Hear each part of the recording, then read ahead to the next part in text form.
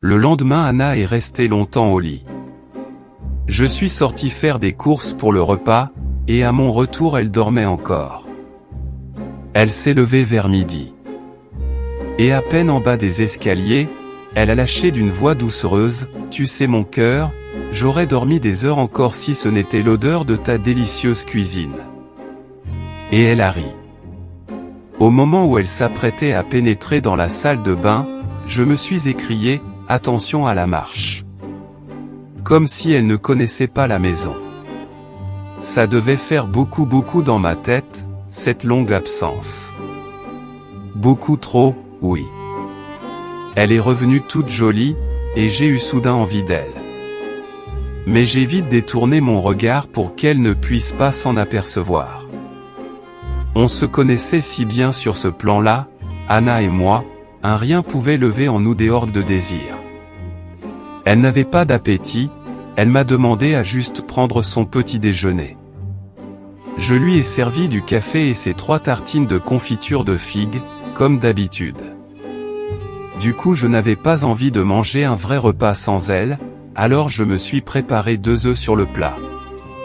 Anna a cru que c'était pour elle, et son visage s'en est épanoui, « Oh comme c'est chou mon cœur, comme c'est chou !» Et elle a tout mangé. Goulûment. Je la regardais, et tout mon être lui disait, « Tu vois Anna, l'appétit te revient en revenant. » Elle a surpris le mouvement de mes lèvres, et elle m'a souri la bouche pleine. Un peu de jaune et blanc de sang sont échappés, mais ça faisait malgré tout joli à voir, très joli même. On est parti en voiture par la petite route de la Malatte. Et Anna de s'extasier à tout va, tant c'était beau. On s'est arrêté au restaurant Le Malatte, parce qu'elle m'a dit n'y être jamais venue. Elle a insisté, « Jamais mon cœur !» Ça signifiait ni avec moi, ni avec aucun autre amant. Le Malatte, les gens de Besançon disent juste Le Malatte, parce qu'il n'y a rien à nommer dans ce hameau à part ce bar-restaurant, qui dispose d'une magnifique terrasse ombragée, qui donne sur les rives du Doubs. La jeune serveuse est venue, toute heureuse de me revoir. Elle m'a dit, la même chose ? J'ai dessiné un grand oui de la tête et de mon plus large sourire. Elle s'est tournée vers Anna, tout en m'interrogeant du regard.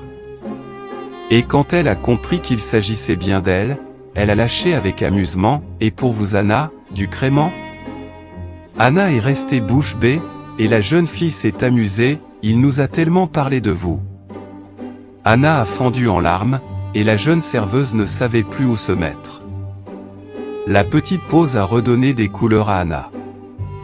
On a marché le long du Doubs par le chemin de halage, ou la véloroute en langue bobo, comme dirait Gali.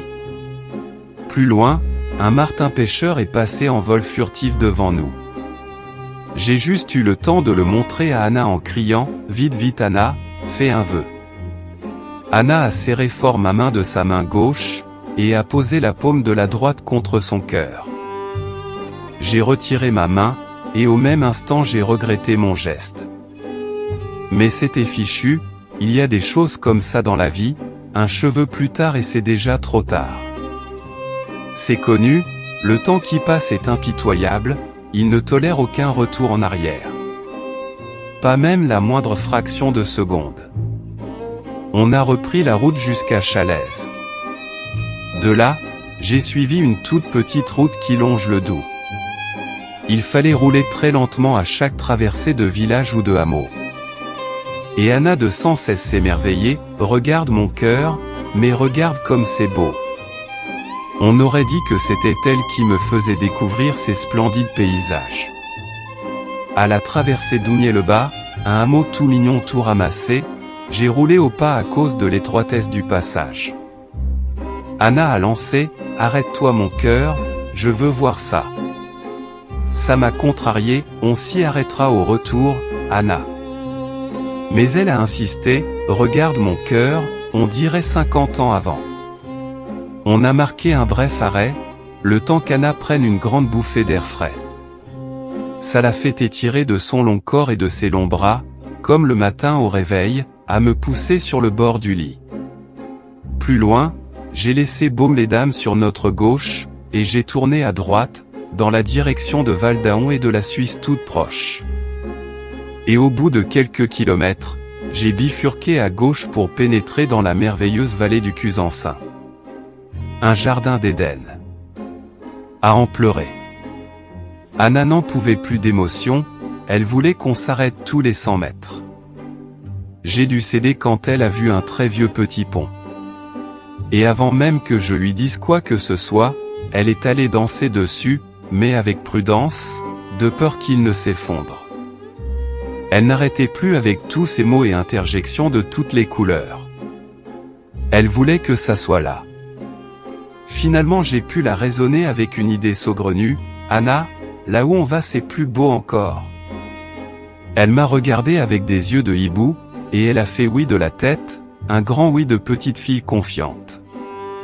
Et alors j'ai profité de sa disponibilité, « Écoute Anna, il nous reste juste quelques kilomètres, j'aimerais te bander les yeux à partir d'ici, pour mieux te faire la surprise. » Elle s'est écriée d'une voix de petite fille, « Oui. » Mais au moment de lui mettre le bandeau, elle s'est ravisée, « Attends mon cœur, que je vois encore comme c'est beau, on sait jamais. » Ça m'a amusé, mais on va revenir par ici, Anna.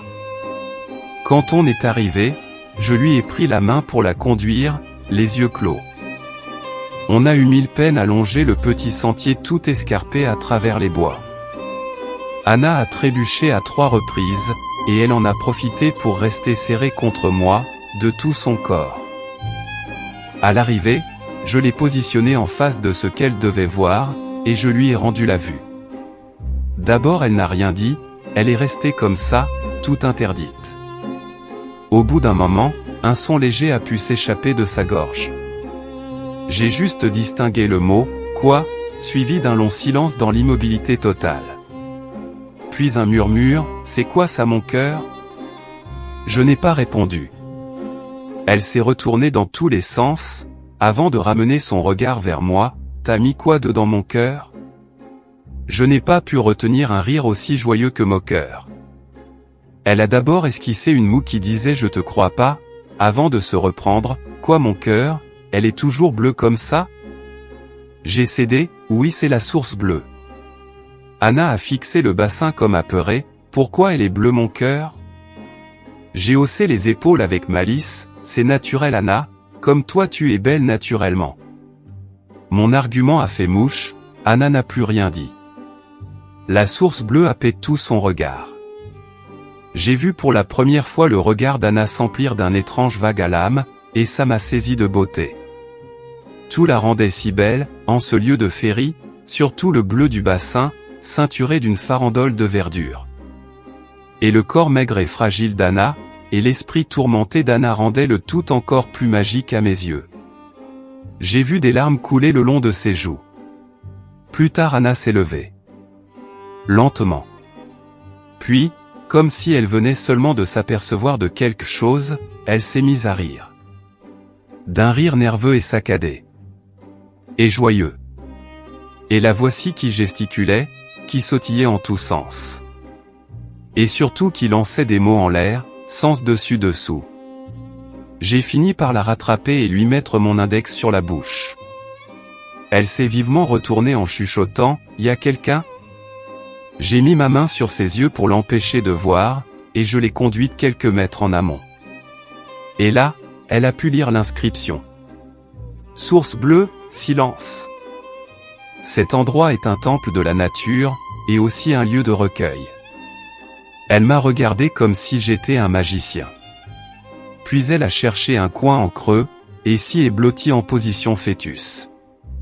Comme ces petites bêtes qui se confondent avec le paysage. Elle n'a plus ni bougé, ni rien dit pendant une bonne heure. De ces heures qu'on en prendrait bien pour une éternité ou deux. Plus tard Anna s'est résolue à quitter son refuge. Elle était incapable de juguler son regard qui s'étonnait de tout autour d'elle.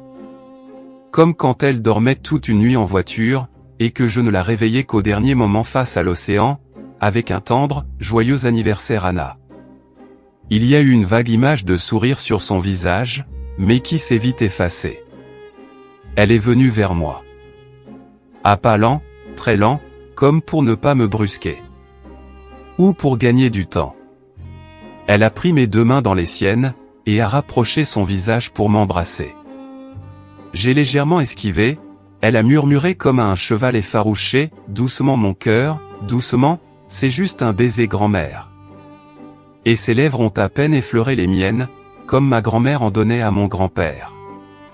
Tout doux, tout léger, un baiser papillon. J'ai eu les larmes aux yeux. Anna n'a pas pleuré. Du tout. Elle s'est redressée de sa plus haute taille, et m'a parlé d'une voix chaude, comme d'une prière, « Tu permets que je te dise ce que je voulais te dire ?»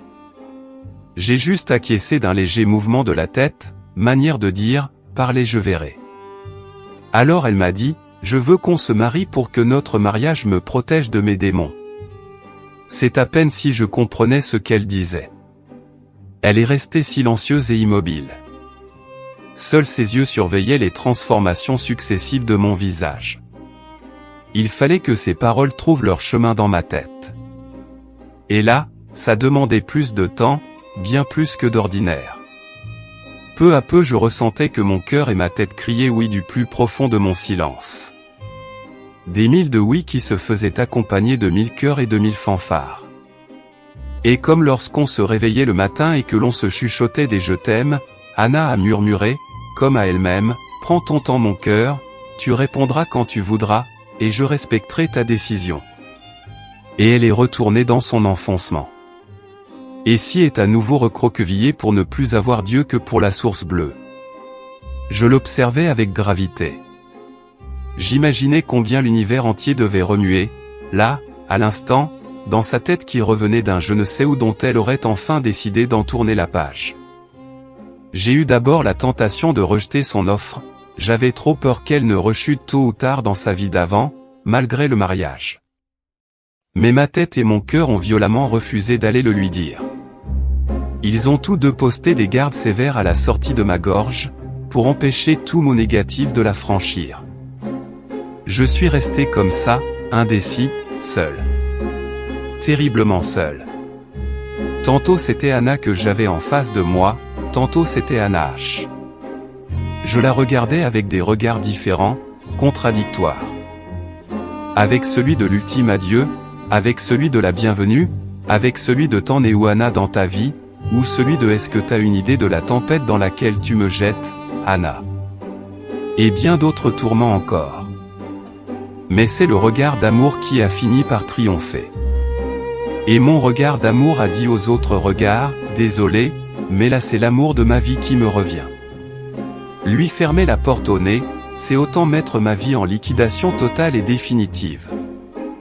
Alors je suis allé vers Anna. Je lui ai tendu la main pour l'aider à se relever. On s'est regardé en silence. On était comme deux enfants qui avaient peur de se perdre dans la forêt lointaine où on entend le hibou.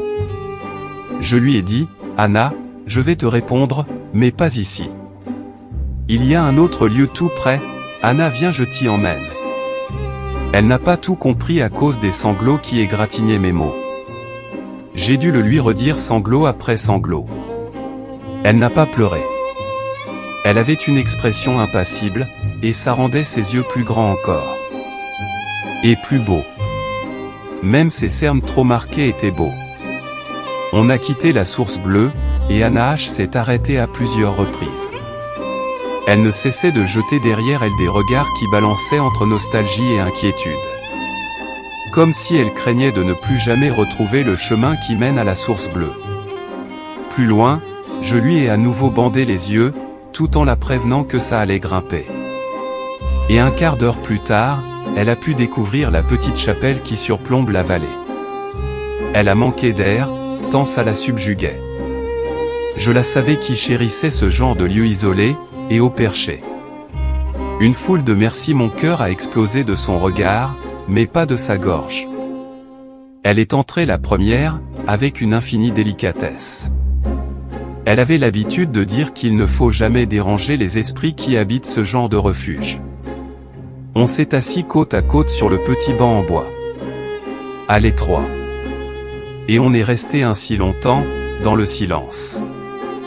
Seuls les gazouillis du peuple d'oiseaux nous rappelaient que ce jour-là serait désormais jour de fête pour Anna et moi. Plus tard, il a fallu mettre un terme à nos méditations. Anna, je suis d'accord pour qu'on se marie. Dans son regard et dans son silence, j'ai entendu un long et doux merci mon cœur. Et nous nous sommes mariés dans les semaines qui ont suivi. Et nous avons donné une fête mémorable au bar Le Marulaz. Tant de musiciens et de poètes sont venus boire, déclamer, jouer et chanter. Mais surtout boire. Et le patron du Marulaz, ce cher Ali, a organisé une collecte pour notre voyage de noces. Et nos amis ont demandé, et ça sera où, ce voyage ? Et Anna de s'écrier de toute sa voix, à Vérone. Et mon voisin l'aveugle de me souffler à l'oreille, non, pas Vérone, ça porte malheur. Mais je n'osais pas contrarier Anna. Est-ce qu'on y était allé, finalement, à Vérone ?